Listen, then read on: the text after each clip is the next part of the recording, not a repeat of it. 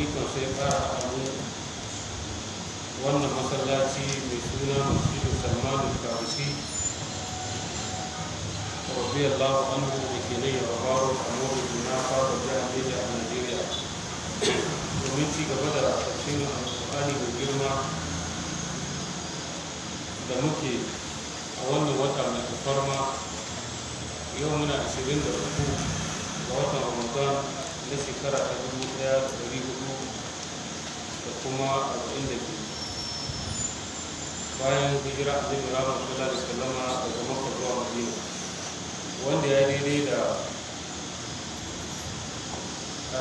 biyar kenan ko kuma 6 ga watan biyar na shekara biyar ga watan biyar na shekara ta 2021. sannan muna cikin sautin Isra'i za mu tashi aya ta 108 ko kuma aya ta 107. qul aminu bihi aw la tu'minu. أعوذ بالله من الشيطان الرجيم. قل آمنوا به أو لا تؤمنوا إن الذين أوتوا العلم من قبله إذا يتلى عليهم يخرون للأذقان سجدا ويقولون سبحان ربنا إن كان وعد ربنا لمفعولا ويخرون للأذقان يبكون ويزيدهم خشوعا. الله سبحانه وتعالى يقول كجاء ما دنيا ya kai Muhammad sallallahu alaihi wasallam aminu bihi, ku ba da gaskiya da Qur'ani aw la tu'minu, ko ba ku ba da gaskiya ba duk dai gawa ta kare. innal ladhina utul ilma min qablihi, wanda aka baiwa ilimi gabanin alqur'ani irin su Abdullah ibn Salam, idan yutla alaihim, idan ana karanta musu alqur'ani ba su iya tsayawa saman goyoyinsu, za su yi goyon za su yi sanyi. ya tsiruna lil azqani sujjada, suna faduwa ga haɓoɓi, ba mami ba ma haɓa ba, haɓoɓi. wato an faɗi haɓa ne saboda take ƙasa, ita ke fara zuwa ƙasa, amma da goshi ake sujjada, da fuska gaba da goshi da hanci. sujjada suna masu sujjada, wato kaskantar da kai da Allah. su annazu ne wai za ku yi alaihim alquran la jidu, ana karanta musu alqur'ani ba su yi tawadu, sai su tsaya ƙiƙam. wai ƙuluna kuma suna cewa subhana rabbina, mu ambaci sunan ubangiji, mu ambaci tsarkin ubangijinmu. dama sujjada mai ake cewa subhana rabbiyal a'la ko subhana rabbiyal a'la wa bihamdihi. ita ma su ji da Qur'ani haka ake cewa in kana wa'adu rabbina la maqula, lalle alƙawarin ubangijinmu ya kasance abun wato aikatawa ne. Allah zai aikata abin da ya alƙawari. wa yaquluna lil azqani yakuna, suna faɗuwa ga haƙoƙinsu, wato haɓa ƙasa ko kuma ta sama, ya kula suna kuka, waya ziduhun kusura, kuma alƙur'ani yana ƙara musu ƙasƙantar da kai. a nan wurin ake sujjada ta ƙur'ani. idan kai ka zo nan kana karantawa sai kai sujjada, idan kai sujjada sai shi ɗan ya ruga da gudu yana kuka, yana cewa kai shi an umurce shi da ya sujjada ya ƙi, shi saboda yana rena dan adam, ya rena annabi adam alaihi salatu wassalam. sannan kuma ya yi watsi da gaskiya, bai san cewa Allah da ya ce ya yi ma annabi adam sujada ba. tun da Allah ne ya ce, to Allah ya bauta mawa ba annabi adam. yanzu ai to ake mu fuskanci Ka'aba mu yi sujada. aya ta 144 a Bakara, ta 143 da ta 146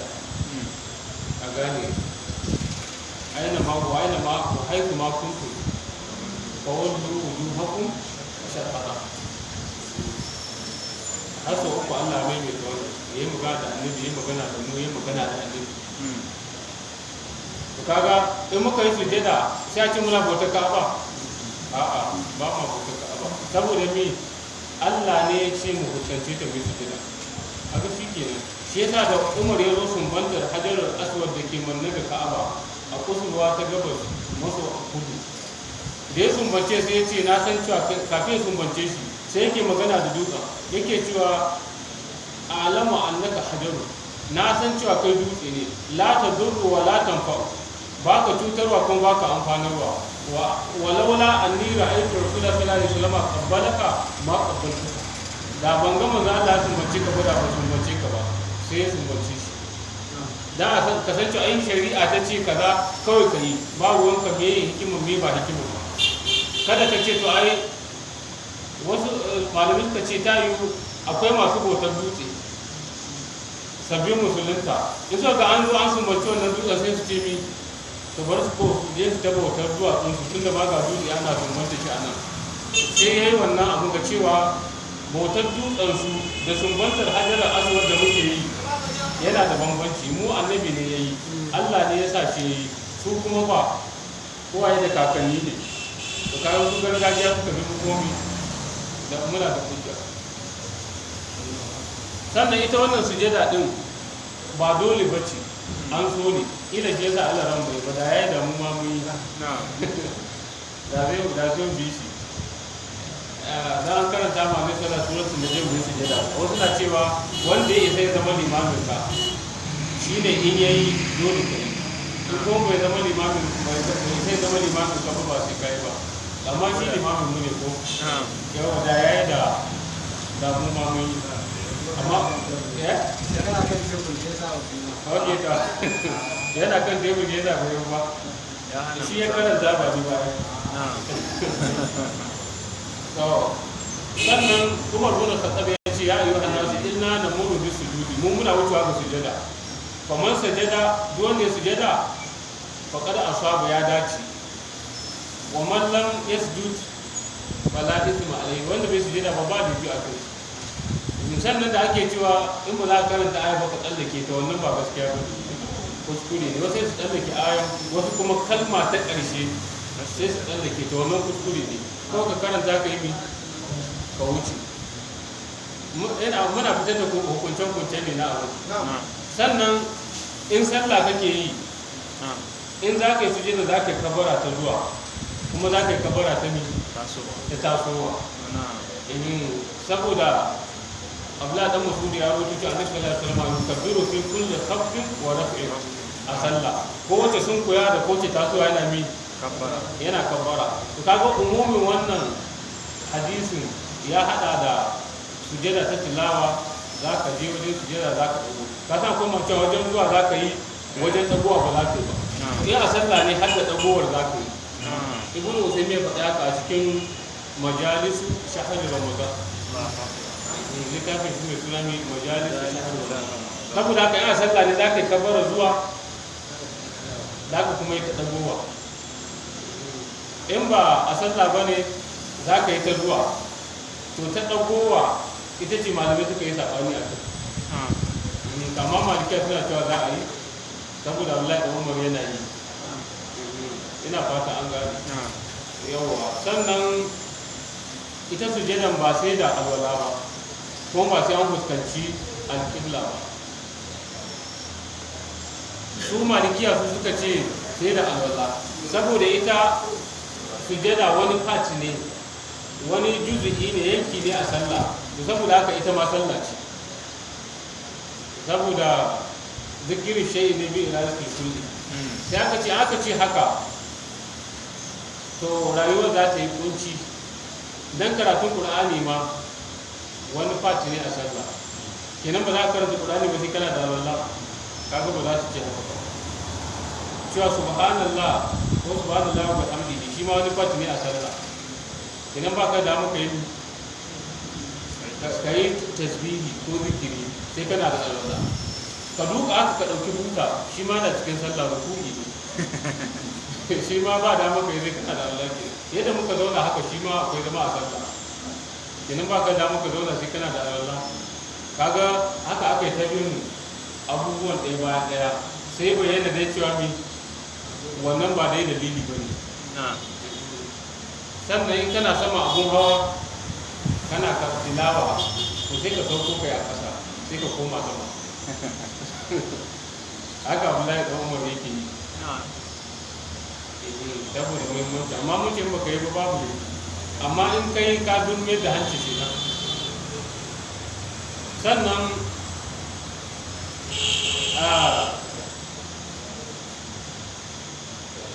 sai mu je ga abubuwan da za a karanta a ciki ko ga shi ma an zo da su, an zo da abin da za a karanta faɗuwa ta zo daidai su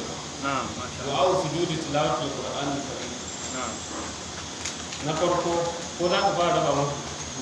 sai mu karanta tare kowa ya gani abin na hannun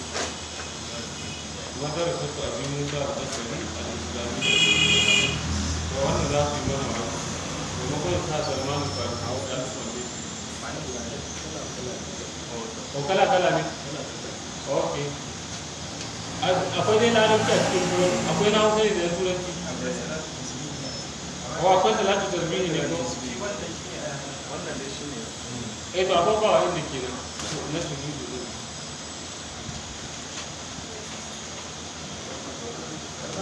Allah ya wata mana. Na. Wani ko ne ce za ka yi kabara.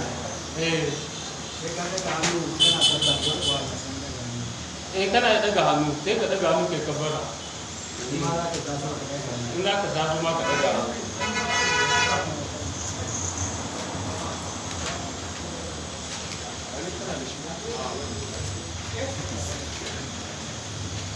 Ya ce du'a sujudu tilawatul qur'ani.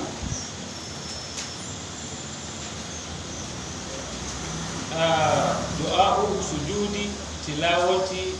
al-qur'anil karim. Na farko za ka ce kowace ɗaya daga cikin innan kai yayi ba sai ka haɗa su duka ba, kuma kana iya ta maimaitawa, kana iya wasu roƙo kuma wanda roƙo da ba wannan ba. Na farko ka ce sajada wajhiya lillazi khalaqahu wa shaqqa sam'ahu wa basarahu bi hawlihi wa quwwatihi fa tabarakallahu ahsanul khaliqin. Sajada wajhiya fuskata ta yi sujada lillazi khalaqahu ga wanda ya halicci fuska, wa shaqqa sam'ahu kuma ya tsaga ji na fuska. Mun ce muku shi kunne yana cikin fuska ne, yawa wa basarahu da ganinsa ya ganin fuska, bi haulihi da dabararsa, wa quwwatihi da ƙarfinsa, shi Allah ke.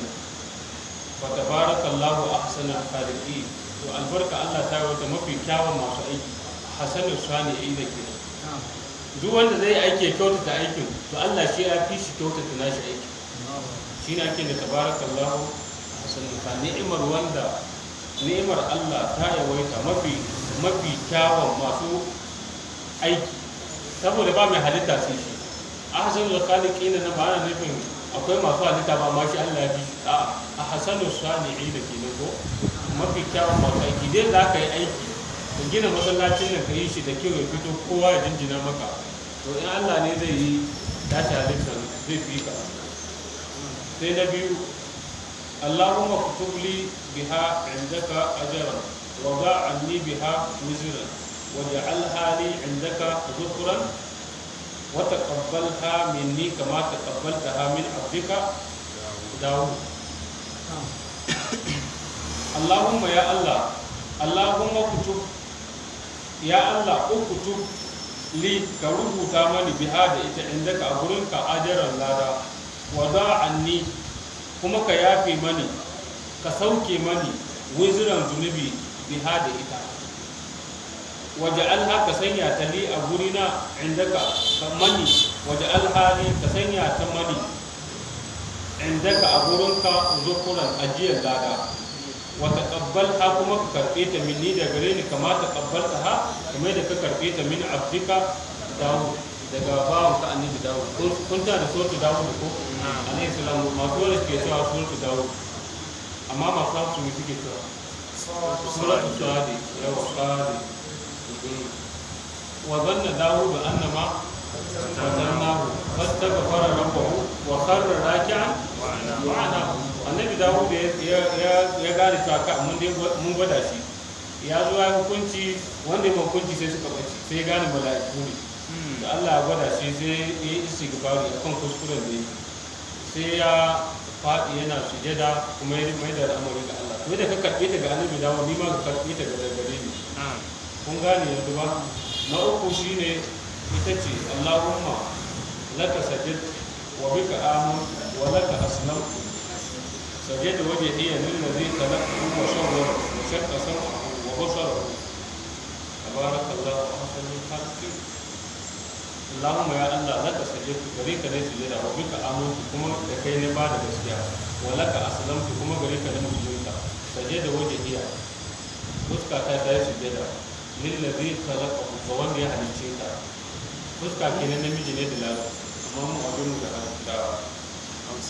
hausa mace ce saboda wani abu da zai kare da wasannin a ƙarshe ko mace ce a hausa kamar ƙwarya ta ƙwarya mota fuska wasu warahu kuma ya suranta ta ya hotanta wa shakka sam'ahu kuma ya tsaga wato jin fuska wa basarahu da ganin fuska tabarakallahu ahsanul khaliqin albarka Allah ta wata ubangiji da kai na kuma Allahumma ghfir li dhanbi kullahu dikkahu wa jillahu wa awwalahu wa akhirahu wa alaniyatahu wa sirruhu Allahumma ya Allah ghfir li dhanbi ka turbude mana zunubi na kullahu dikkahu karaminsa wa jillahu da mai yawansa wa awwalahu da na farkonsa wa akhirahu da na karshensa wa alaniyatahu da bayyanannansa wa sirrahu da koyayyansa sai na biyar subhana rabbiyal a'la wannan shine wanda aka saba a kowace in shi ma kai babu mi ba da kada wani zo tambaya to in baka iya wannan ba ko baka hadace ba kuma a sujada ba to kai na karshen yawa aga an gama kowa an gama da shi na wuri da mai kaifin haddada wa mai sauƙin haddada duka kowa ya komai dai abin ka kare ɗaya su ba da biyar a kana da yara wani hamdu ibadi yanzu kusan mun gama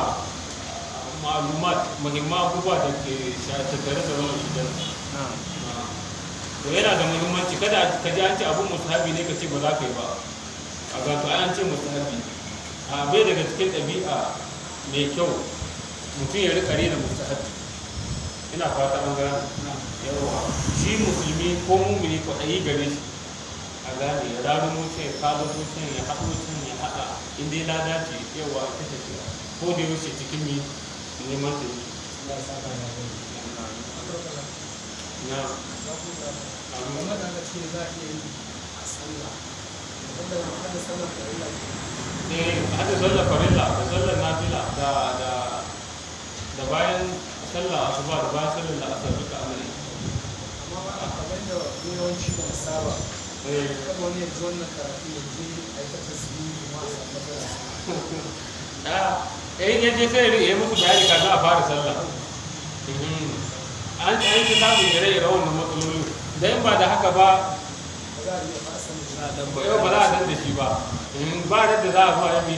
a san da shi yawa a zo a saba in aka yi dami kuwa tun da masu da nafila ce nan gaba sai a warware kaga an yi sai a ta tafiya ke ina fata an gane yana da kyau su limamun su rika yi mamu tambi yawa cewa za mun kai ga sujada za mu yi sujada sannan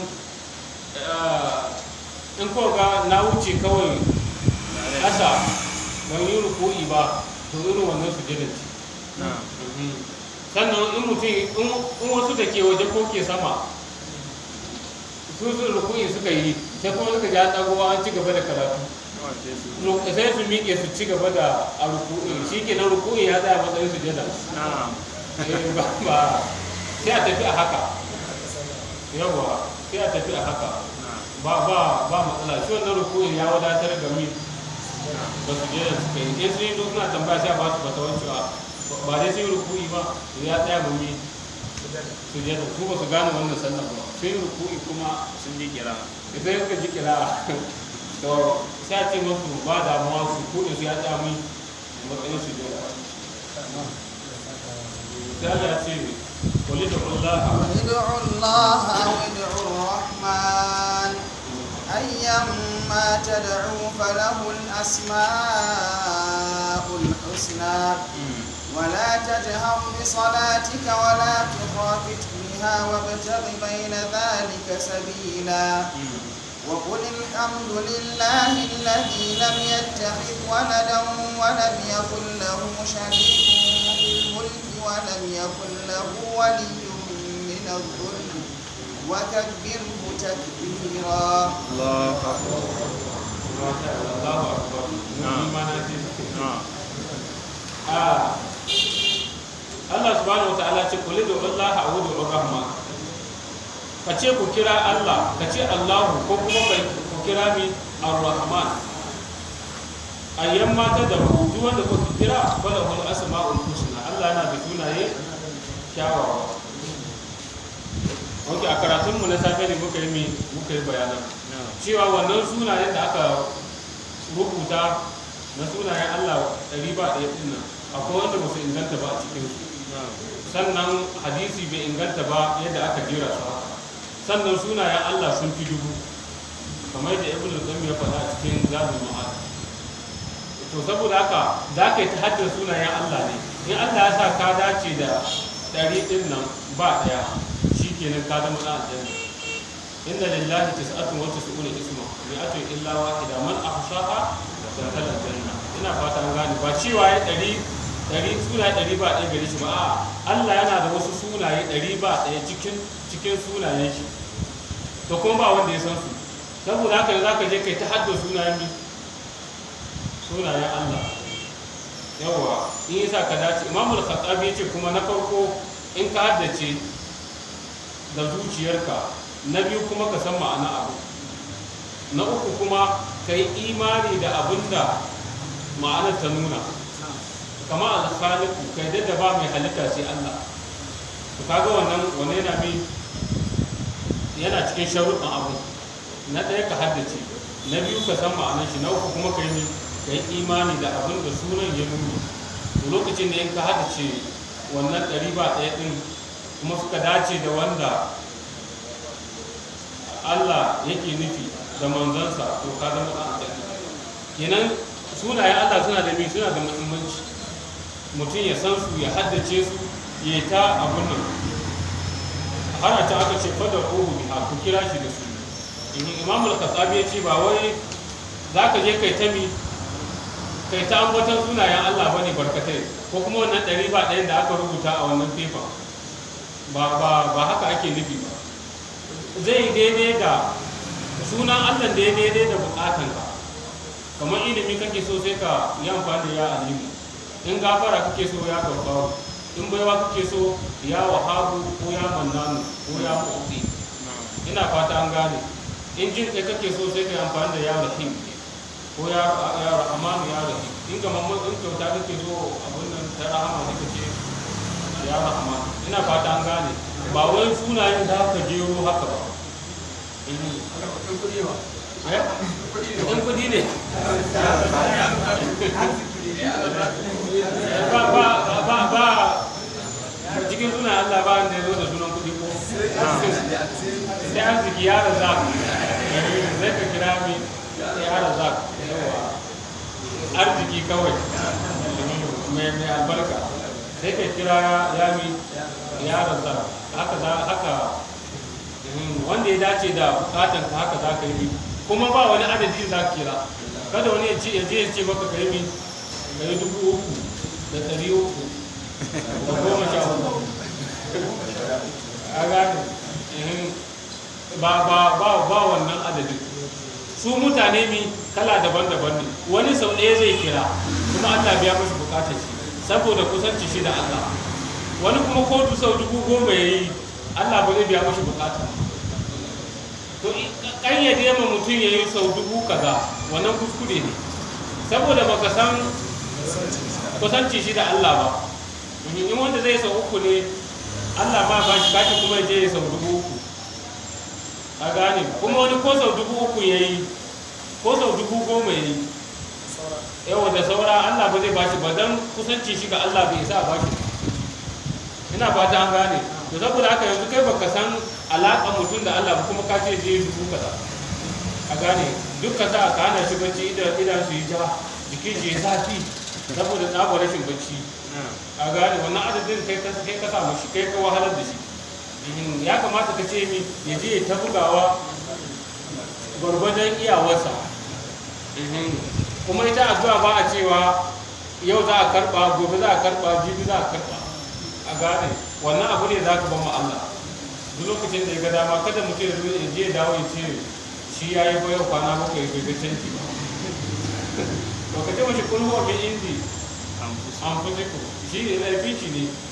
ya zama abun nan. Mun shayi a nan wurin cewa mi in dai na filfilin ka so ka yadda Allah ya soka to mi zai zama wala in sa'alani law inahu wala in ta'adabi law idanahu. Ina fata an gane, in ka roki Allah zai baka, Allah rantsuwa ya cewa zai baka. In ka nemi tsarinsa Allah rantsuwa zai tsare ka, saboda mi ka zama waliyin Allah, ka kiyaye faralle kuma na filfilin ka sun kai har yadda Allah ya soka. Saboda haka mafi babban abu a samu ce ta yi wata na filfili.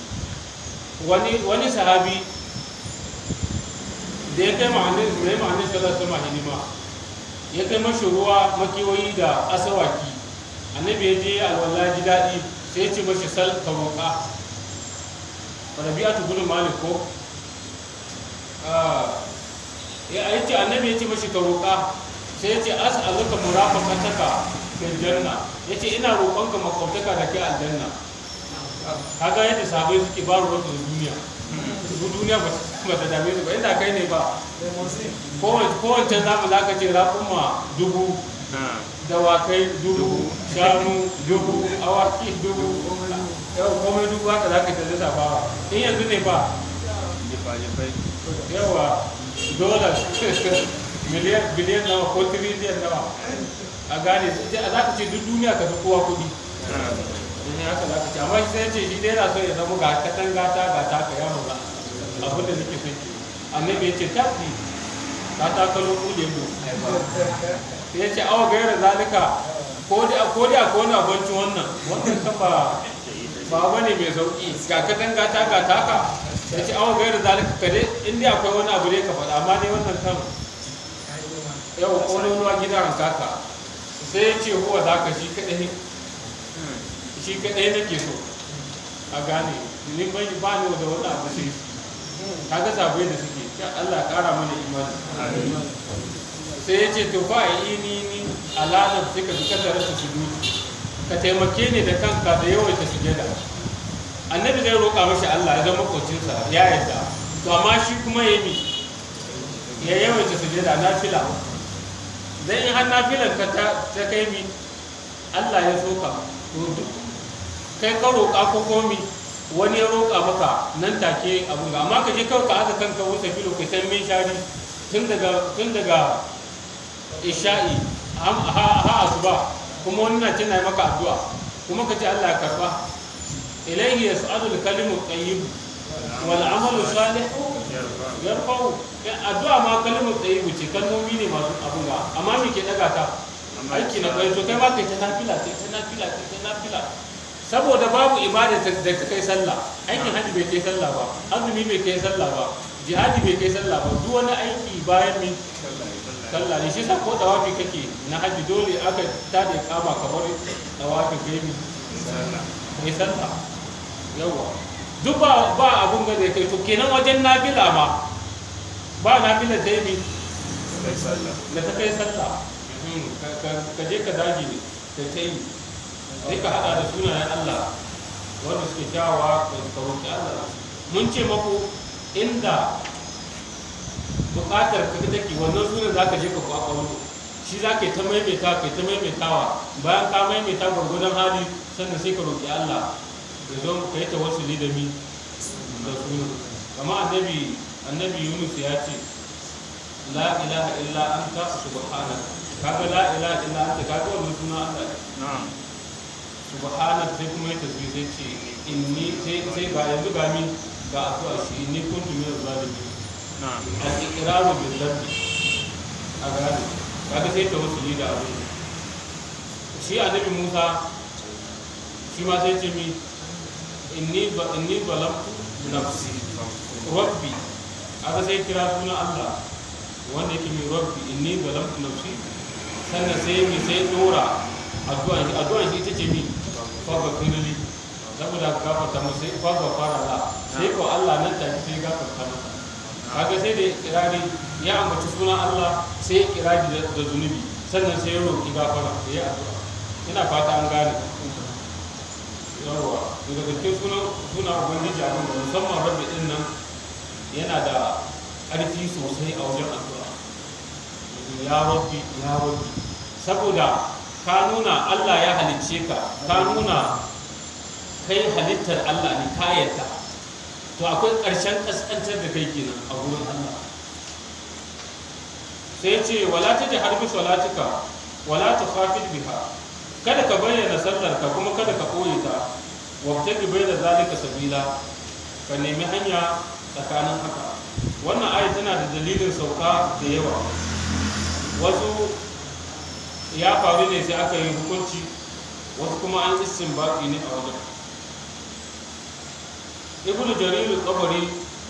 ya rawaito a cikin littafin shi ta'awil al-ayat fi ma'ani tanzil,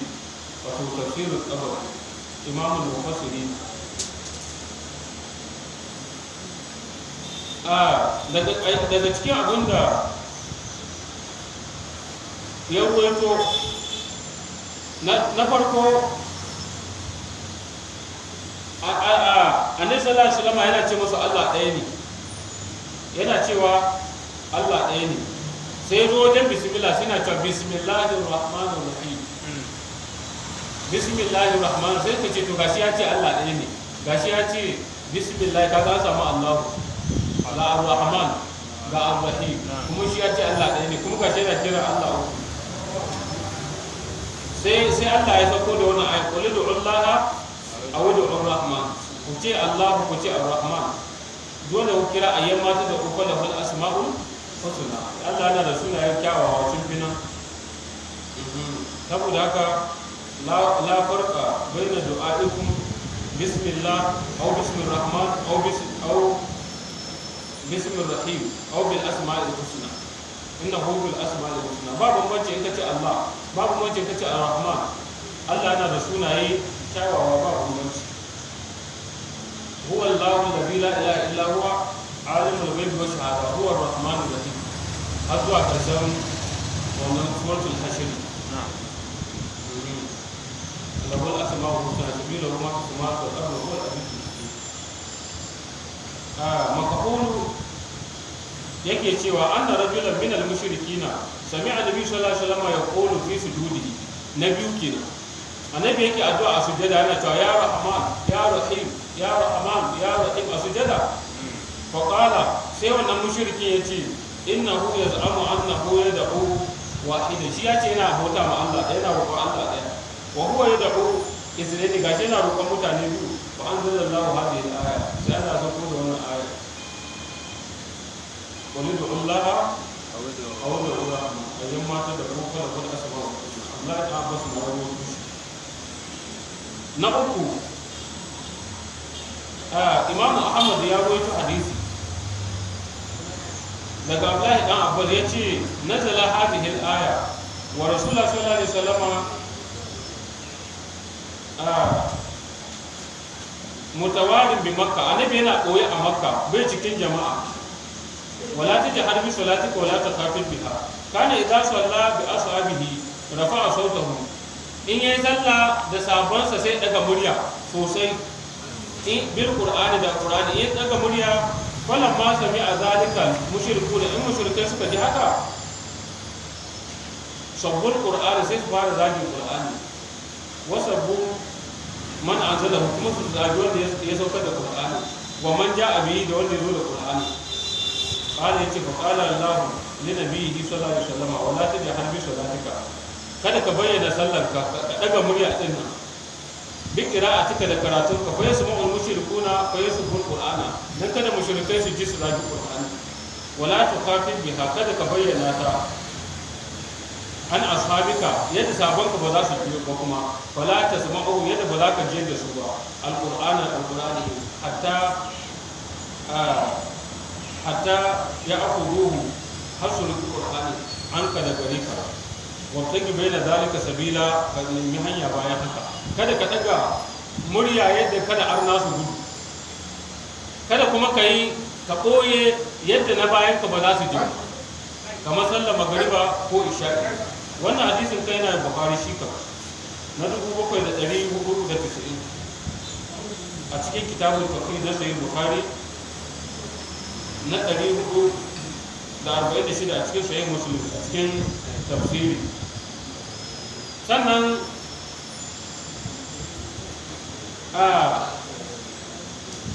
abu na biyar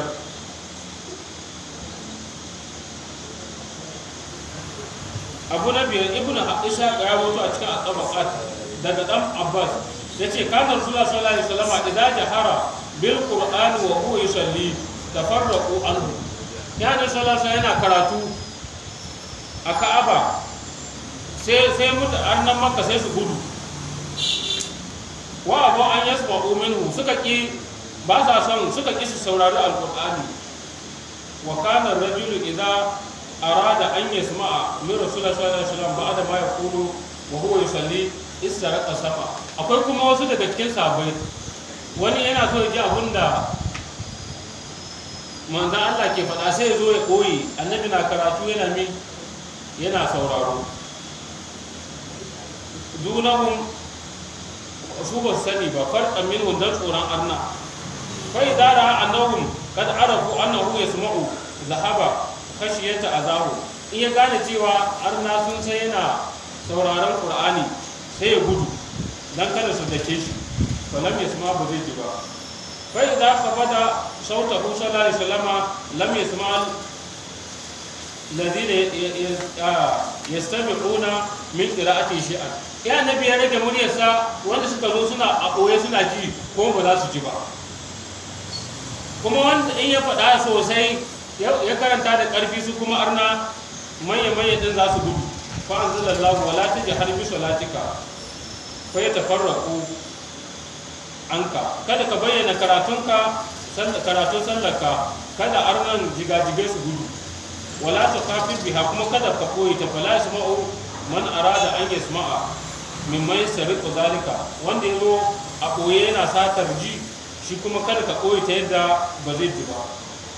wabtaki baina zalika sabila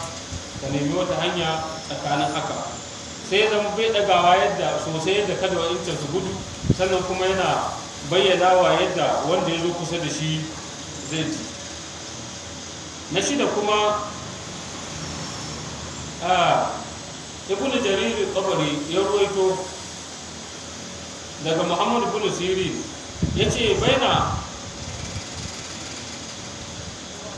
anna ababakar kana idza salla qara'a faqada sawtahu annabi sallallahu alaihi wasallam ko kuma abubakar bin abi quhafa radiyallahu anhu abubakar siddiq yana karatu ne na sallah a hankali da dare wa anna umar kana yarfa'u sawtahu umar yana daga muryar sa shi kuma in yana sallar dare fa qila li abi bakar sai aka ce ma abubakar limata sunau hadha me yasa kake haka baka daga murya qala unaji rabbi yace ina gana da ubangiji na ne azza wa jalla mai gawa da wa qad alima munadati ko hadisi ya kuma ji bukata saboda ka ba bukatan in daga mi murya tunda ubangiji ya ji faqila a hasanta sai aka ce ka kyautata wa qila li umar sai aka ce ma umar limata sunau hada kai ko me sa kake rikita anguwa da karatu kala yace a qaratu shaytana ai na kore shaytanan anguwa wa ai qastu wa sanana kuma na tada masu bacci kowa ma tashi sarra bana sai da aka ce a hasanta ka kyautata falan ma nazalat lokacin da wannan su aya ta sauko wala ta jahar bi salatika wala takafir biha wa tabi bayna zalika sabila ila ya abubakar sai ka ce ba abubakar in fa so ta ƙara daga muryarka yadda kake a hankali din nan gani ba wa qila li umar aka ce ma umar ikhfid shay'an ka rage muryarka kaɗan kada ka rika yi da ƙarfi cewa ka kore shedan na anguwa ka tada masu bacci da wani bai da lafiya saboda haka kada kana karatun sallah ya zama kana yi asirci da anafila da dare sannan kuma kada ka yi mi ka daga murya ka rudar da mutane ka firgita ɗan anguwa a gane saboda haka mutum ya kiyaye sai na shida aisha allah ƙara mata da ta ce an na halar da lafi du'a wannan ya bayyana ne ga addu'a waka za ƙala mujahid wasu ilu bin jubair وأبو عياض ومكحول وقروة بن زبير وقال الثوري عن الأياشي العامري عن عبد الله بن شداد قال كان أعرابي من بني تميم إذا سلم النبي صلى الله عليه وسلم قال اللهم ارزقنا إبلا وولدا إذا النبي صلى الله عليه وسلم يجمع صلى sai shi wannan ba kawai sai ce mi ya Allah ka azurta mu da raƙumma da kuma ƴaƴa maza kana sai ce fa nazala hadhihi al-aya wannan aya sai ta sauka wala tajhar bi salatika wala tuqabbil biha kada ka bayyana addu'an ka kuma kada ka koyi na bakwai kuma wato wannan aya ta sauka ne a tahiyya ta sallah idan kana karanta tahiyya kada ka yi gum da bakinka ka rika mi motsa bakinka ana jin hurufus safir suna fita suna tashi kada kuma ka bayyana kowa yana jin tahiyarka sannan na takwas cewa wala ta ji harbi salatika ai la tusalli mura'atin nas kada ka sai kai sallah dan riya mutane na gani wala ta da aha mukafatan nasu kuma kada ka yin sallah dan kada mutane su gani yawa kada ka yi sallah dan mutane su gani kuma kada ka yi yin sallah ka zama zai ce to shi ba zai batun da mutane na nan a'a wannan ma wani nau'i ne na riya shi ma in yin abu dan kada mutane su gani shi ma riya ne yi kuma dan mutane su gani mi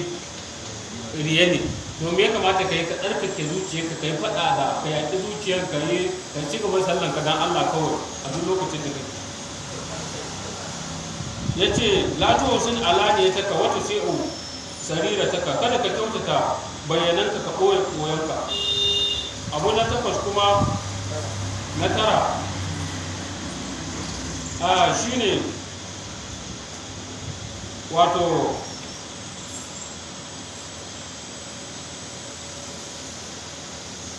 so a ahlul kitabi idan suka je coci suna karanta bible ɗinsu sai suna ɗaga murya su ma mamansu ko mila ce mabiyansu su ma sai su ɗaga murya kamar da fasto ke ɗaga murya sai aka ce shi ne sai aka ce ma annabi sallallahu alaihi wasallam shi ne kada ya haka kada ya salla irin ɗayan coci a gane ma kana salatu inda albayti illa muka'un wa tasbiya sai kawai tafi da fito to shi annabi sallallahu alaihi wasallam kada ya haka ya kasance idan muka tattara waɗannan abubuwan duka ayar ta yi ta kunshe su gaba ki ɗaya kuma Aisha ta ce annabi sallallahu alaihi wasallam yana sallar dare wanda ke bacci a ɗakin ba zai farka wanda kuma yake farke yana jin karatunsa haka yake yi wannan ya nuna cewa idan ana tahajjud ba a daga murya ba a buɗe sifika kawai a abun nan wannan ba daidai ba ne wani shi lokaci yake zai yi bacci wani kuma bai da lafiya wani kuma kafiri ne arne ne akwai haƙƙin makwataka a gane ibn al-jawzi a cikin tarbiyya iblis ya ire-iren wannan bayanan a gane duk da cewa ibn bas ya ce ya halatta a yi da sifika to ta yiwu saboda irin masallacin haram ne wanda yake yana da faɗi, akwai underground, akwai sama, akwai tsagani sama ta ɗaya da ta biyu kuma hada ta uku. Sannan kuma wato bai wani bai iya game yawa kuma gari guda ne aka a gane wallahu ta'ala ana, amma dai ko da haka ya kamata a rika rage speaker yadda ba za a cutar da abu, kada ba su zo ji barbara da wani ciki a garin ba akwai haƙƙin makwataka da sauran. Amma dai ya ce maka gudu ba ya ce ya halatta ba. Na'am. Walkum salam. Wanda kuma wanda ke aikin karfi ko kamar da suna dutse ko kuma da fasa itatuwa to aikin shi kenan to ana iya yin sauki azumi. Amma bai da alaƙa da karatun da muke nan. Ana iya masu sauƙin azumi sai lokacin da azumin zai mashi sauƙi da wannan abu sai ya yi azumi, haka malamai suka ce. Inda yana da fasa dutse ko wani aiki dai na ƙarfi wanda ba zai yi a nemi abinci da kuma azumi tare da wannan aikin ba, sai a ba azumin sai a yi nemi abinci kamar da damina ko lokacin sanyi inda azumi mun sauki sai bi sai ana kiran shi bidiya ya kiran buɗe speaker bidiya lokacin da ake yayi ba zai zama bidiya ba ba zai zama bidiya ba, sai dai zama laifi. Sai dai a kira shi laifi, ka sa akwai ismu daban, fisku daban, bidiya daban, ka gane ba zai zama mi ba zai zama bidiya ba.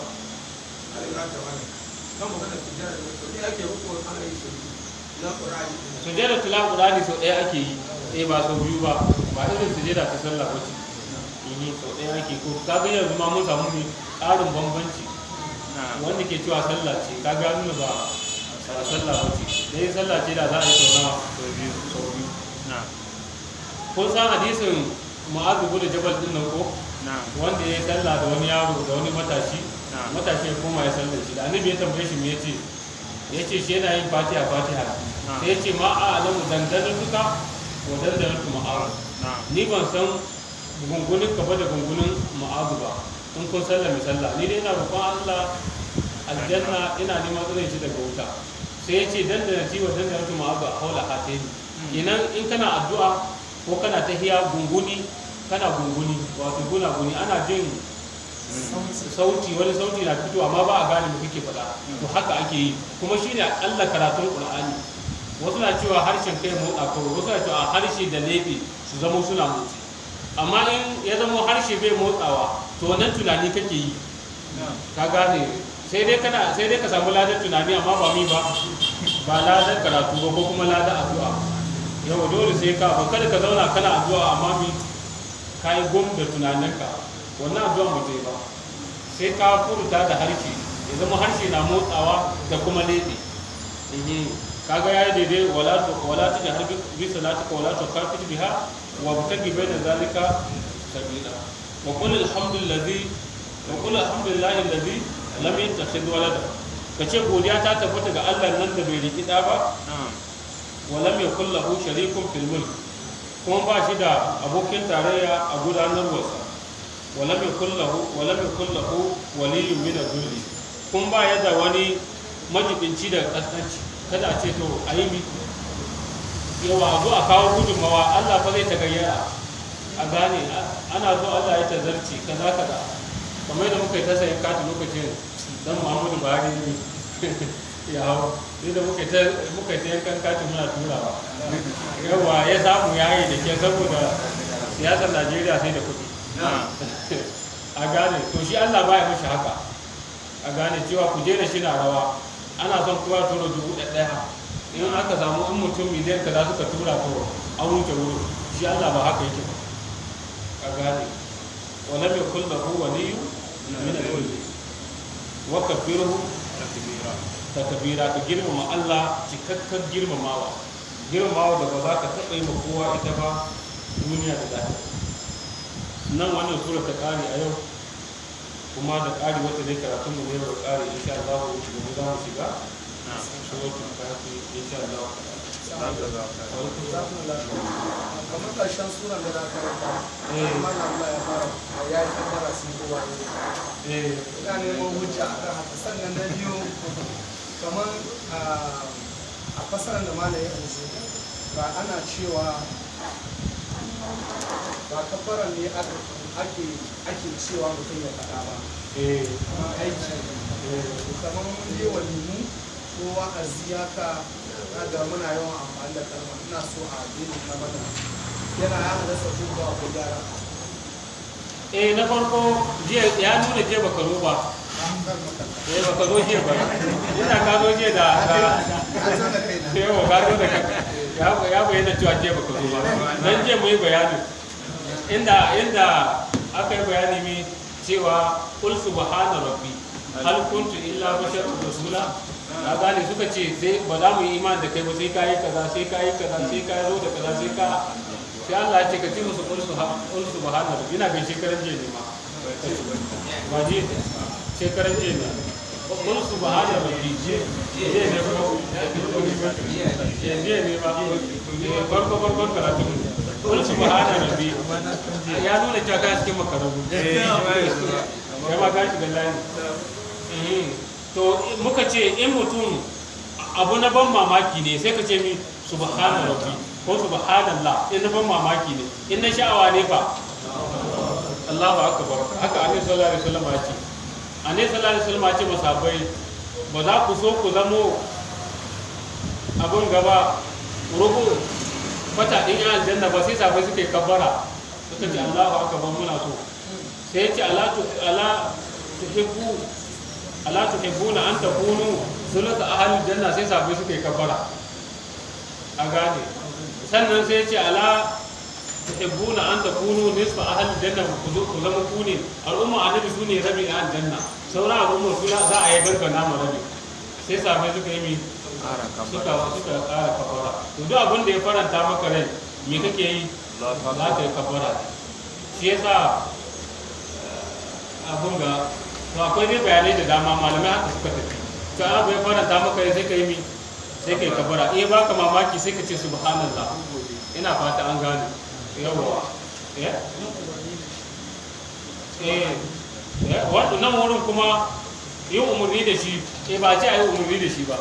cewa mutane su ce Allahu akbar wa takbir ba a gane ba ce haka ba shi dai mutum in abu ya mashi daɗi sai ta yi lokacin da wancan zai je abu ya mashi daɗi ya yi ni ko bai mani daɗi ba sai wani kuma nan gaba ina fata an gane yawa wannan sunna ce in abu ya maka daɗi kai kabara yawa kai kaɗai kada kuma a sauki mutane cewa an je tafsiri ko an je kaza suna kabara sunna ta tabbatar da haka amma wannan karatun da muka yi na yau bai da alaka ta kusa ko ta nesa da wannan kabara nan da ana nufin ka girmama mi Allah kuma an san da me ake girma Allah da bauta kada ta shi da bauta wannan shine mai ka ji cewa yana da nauyi a ranka kuma kana kunyarsa cewa yanzu kai ka haɗu da Allah misali baka da gemu kana jin kunya haka a gane sai kana jin kunya ka yi mi ka haɗu da Allah ba gemu kana jin kunya ka haɗu da Allah ya ce ka yi kaza a wuri kaza yanzu ka haɗu da Allah me za ka ce mashi ka gane kana duka duban girman wanda kake malaifi ne ba girman laifin ba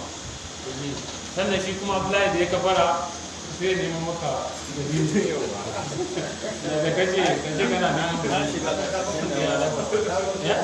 na ce na shiga karkashin kammala sura ne yasa na kammala sura ne kai ba sallallahu ta'ala akwai rubutattu ne akwai rubutattu me ka zo ka ce kai akwai kaza wata ce ta yi tambaya an fara kiran sallar buɗe baki sai aka yanki sai mai kiran sallah lokaci bai ba su ko su rai da sun sha ruwa shi bai yi ba lokaci bai yi ba ya fara kenan sai aka ji yayi da kuma ya fara su fara cin ruwa ma lokacin da ya dawo kuma sun gama sha sun gama sha to amma shi kuma bai ci gaba da kiran sallah ba masallacin na so kuma su daina sun riga sun shi ne suke tambayan hukuncin azumi rabbana la tu'akhidna in nasina wa akhtana rabbana la mene abun da ke nufi al'ummati al-khata wa nisyana wa mas'ulu alai wannan kuskure ne yawa saboda haka azumin su na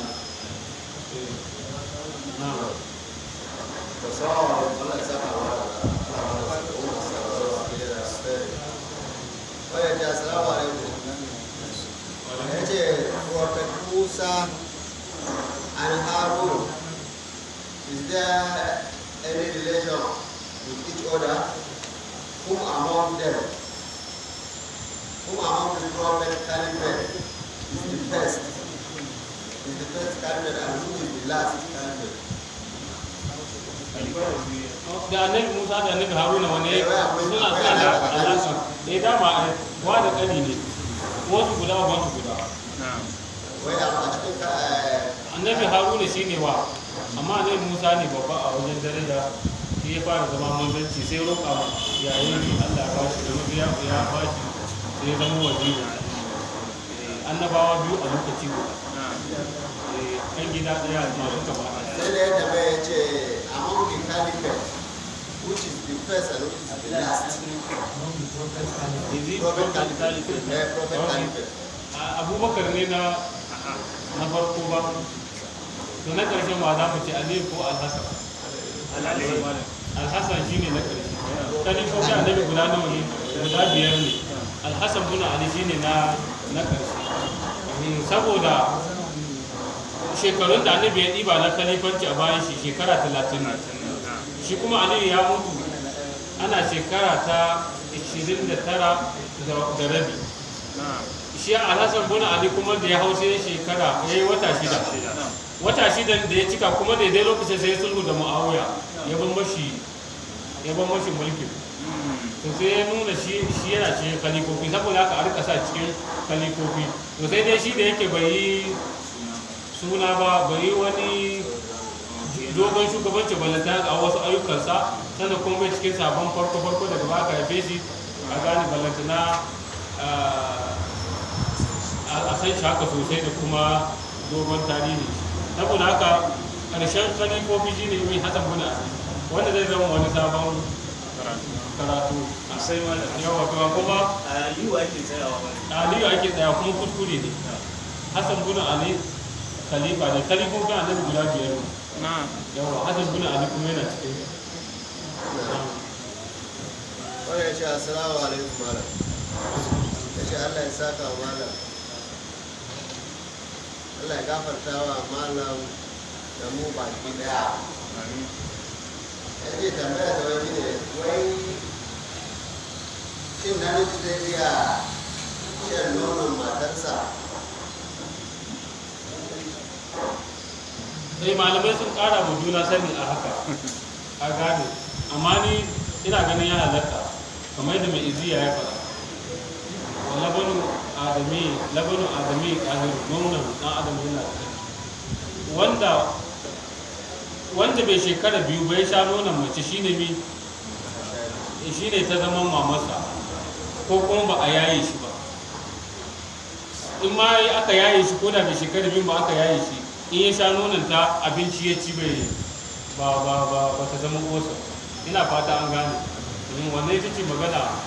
mafi inganci don mutum ya ɗauki nonon matar shi ya sha ba laifi ko ya dama hura da shi ko ba laifi ba ne ba ta zama haram ba zama zana kuma ta zama kuna dariya a tsada da yawa a kofi sai da na ce mafi amma malai sun kara da juna yawa me ka lokaci malam na ce a kowane mutum 10 ba akwai wani ba sani ne ko gaskiya ne ba gaskiya ba ne da aka ta kirga za a kai ga goma kafirai ko kuma ya zama akwai munafikai. Sannan zai yi duka waliyi ne, duka waliye ne a wani wuri, saboda duk wanda ya rike farillan Allah waliyi ne, wanda kuma ya ci nafila har Allah ya so shi kaga zama ƙari a kan wani taka. Wane ne waliyi? Ka'ida wanda duk zai shigo cikin da'irar waliyantaka shine wanda ya rike farillai da kyau na sallah da azumi da zakka da hajji da abun nan inda hali ya kiyaye to ya shi ma waliyi ne. Ina fata an gane. Yawa. tambayar su ta biyu ce wai ana mene ne mutum wanda ke wanka da matarsa a cikin azumi wai kuma jikinsu yana bugan jikin juna har ya kai suna hukuma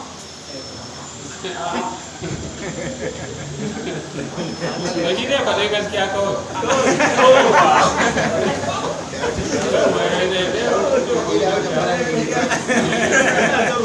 Yawa ya ta rubaru ba. Kuma ka zai fitar da ya kiyaye azuminsa. A gane, idan mutum ya kiyaye azuminsa. Annabi sallallahu alaihi wasallam ce a sheku ya mulku nafsahu. Imamu Abani hababi akan haka a cikin abun nan. Alfarku bai a cikin siswata hadisi ya alfarku bai da shekh wal shab, bambanci tsakanin abun ga sai aga annabi sallallahu alaihi wasallama ya ba wani damar je ya runguyi matarsa sai kuma ya hana wani. Abdullahi dan Abbas ya ce sai suka yi mamaki sai suka tambaye annabi sai ya ce na farkon dattijo ne tsoho ne na biyun kuma yaro ne sai ya ce a mene inna sheka ya mulku nan sau tsoho yana mallakar kansa amma shi kuma yaro bai ne abin da musamman ya haɗa da yariya a gane to shi ne ya abin ga to yanzu kowa ya san kanshi shi ma kanshi tsohon in ya san kanshi halin yare gare shi to ba a daimi ba ya yi sumbanta ko ya runguma ko abin da ya kama da haka ba wallahu ta'ala na kamar mu wani kakan ya ce da shi kira mariya ga da azumi zuwa aure ba da kuke me da yin kai a baya ya ko na rubuta nuna a kan ko dai ba ba falla lalle ka ni ma da za a bi shawara ta da kada kada daura aure a sha'ban sai bayan ramadan a shawwal saboda mi ana ta samun matsaloli. Akwai azumin bara wata yariyar mijin nata ya kare mata azumi sau uku sai da aka ɗauke ta daga gidan shi aka mai da ita gidan iyayenta sai ran sallah aka mai da ita a gane na ce ai ya kamata a ɗauke shi a kai shi firizin aji duk da ramadan ya kai shi firizin aji sai ran sallah a kusa aka yi kamata a yi mashi a gane ba yawa don an kai ta gidan iyaye yana iya zuwa ya lallaba a gane ya kare ya ce a yi matarsa ce ko firizin ya kamata irin wannan aji a kai su sai bayan ramadan sai a dawo da su. Sannan ibn Majah ya rawaito hadisi cewa annabi sallallahu alaihi wasallam Aisha ta ce annabi sallallahu alaihi wasallam a watan Shawwal ya aure ta kuma a watan Shawwal ta tare saboda haka ba wata mata cikin mata annabi sallallahu alaihi wasallam ta fi gamsar da annabi kamar ta saboda haka in ma sunna ne to a Shawwal ya kamata ya na a Shawwal aka aure Aisha kuma a Shawwal aka tare annabi ya ce ta zo ta yi Ramadan da shi ba a gane a takaice kenan ni da ma za a bi shawara ta kada a rika yin aure a sha'ban a rika yin wata biyu kafin ramadan ko kuma bayan ramadan amma har yanzu ban ce mi ba ban ce haramun ba a gane an bai ce daura aure cikin ramadan na ce to ni da ke cewa kada a aure a sha'ban gashi ai wa an ga ce cikin ramadan to kuma wannan ramadan ne kuma ba da damar ce haram ne wallahu ta'ala اللهم اقسم لنا ما خشيتك ما تقول به بيننا وبين معصيتك ومن طاعتك ما تبلغنا بها جنتك ومن اليقين ما تهون به علينا مستقبل الدنيا ومتعنا اللهم باسمائنا وابصارنا وقواتنا وذرياتنا ابدا ما بقيتنا واجعل الورثه منا واجعل ثارنا على من ظلمنا وانصرنا على من عادانا ولا تجعل مصيبتنا في ديننا ولا تجعل الدنيا اكبر همنا ولا مبلغ علمنا ولا تسل علينا بذنوبنا من لا تغفر فينا ولا ترحمنا يا ارحم الراحمين يا رب العالمين سبحان ربك رب العزة عما يصفون وسلام على المرسلين